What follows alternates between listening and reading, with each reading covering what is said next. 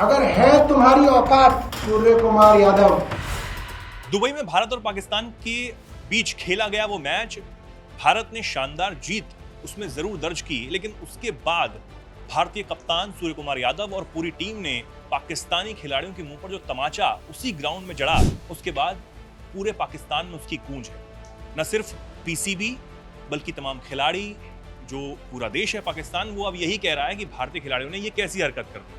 इसको लेकर आईसीसी तक भी पीसीबी पहुंचा, लेकिन वहां से भी उसको निराशा ही हाथ लगी। कहा गया कि ये सब बकवास के मुद्दे हैं। लेकिन उसके बाद जो पाकिस्तानी जो पूर्व खिलाड़ी हैं वो बदतमीजी तक पे उतर आए थे, गाली गलौज तक पर उतर आए थे। हालांकि उन्होंने सफाई भी दी है। मोहम्मद यूसुफ जो हैं वो पहले गालीबाजी करते हैं और उसके बाद अपनी सफाई भी देते हुए नजर आते हैं। अफरीदी को भी आप जानते हैं, उसकी भी खबर हमने आपको बताई थी। लेकिन अब इस मामले में आम आदमी पार्टी की एंट्री होती हुई नजर आ रही है। जी हाँ, आम आदमी पार्टी जो कि दिल्ली में राज कर चुकी है, पंजाब में भी सरकार है, अब उनकी तरफ से सूर्य कुमार यादव जो कि कप्तान है भारतीय क्रिकेट टीम के, उनको लेकर इस मामले में क्या कुछ कहा गया है वो हम जानेंगे। मेरे साथ शेखर सर मौजूद हैं। सर, क्या कुछ पूरा मामला है? अब आम आदमी पार्टी की तरफ से क्या कुछ कहा गया है? चुनौती दी गई है, मैंने सुना है। दरअसल आम आदमी पार्टी का प्रवक्ता है, नाम है सौरभ भारद्वाज। उन्होंने एक बयान दिया है, लेकिन जिन शब्दों का उन्होंने इस्तेमाल किया जिसकी वजह से ये खबर जो है वो थोड़ी सी बड़ी हो गई और मुमकिन है कि इस पर आगे विवाद हो सकता है।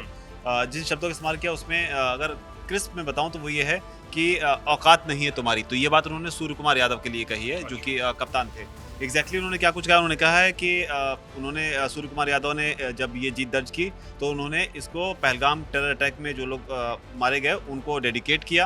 अंडरस्टैंडिंग है, ठीक है, कर सकते हैं आप। उसके बाद उन्होंने इस तरह की बात कही कि अगर तुम्हारी औकात है और तुम्हारी बीसीसीआई की औकात है और तुम्हारी आईसीसी की औकात है तो तुम्हें दूसरी चुनौती भी देते हैं। जितना पैसा तुमने इन ब्रॉडकास्टिंग राइट से कमाया है, एडवर्टाइजर से कमाया है और इस पूरे धंधे में आपने कमाया है, दे दो उन 26 विधवाओं को, हम भी मान जाएंगे तुमने डेडिकेट किया है। तो इस बात पर उन्होंने सवाल उठाए। साथ में उन्होंने कहा कि हिम्मत नहीं है इनकी, औकात नहीं है इनकी। फिर उन्होंने औकात का जिक्र किया, औकात नहीं है इनकी कि कुछ भी कर सकें। हाँ, फर्जी में ये बोल दो कि हम इसको डेडिकेट कर रहे हैं और हम उसको डेडिकेट कर रहे हैं।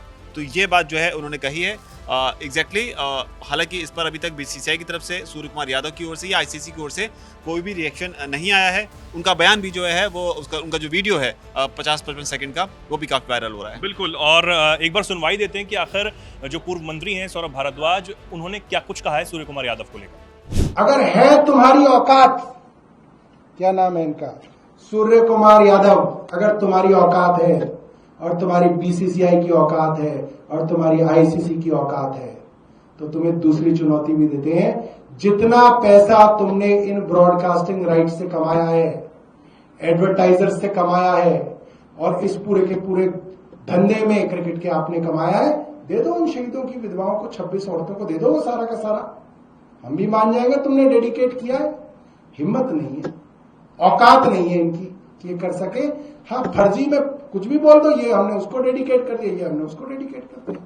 बहुत शर्म की बात है। तो सुना आपने सौरभ भारद्वाज ने जिस तरीके से चुनौती दी है, औकात की बात भी यहाँ पर कही है, और इसको लेकर भी अब तमाम जो रिएक्शन है वो सोशल मीडिया पर तैर रहे हैं। वार पलटवार का दौर भी जारी है। लेकिन जिस तरीके से ये जो पूरा मामला है, नो हैंडशेक विवाद, वो पाकिस्तान में तो बहुत ज़्यादा गर्माया ही।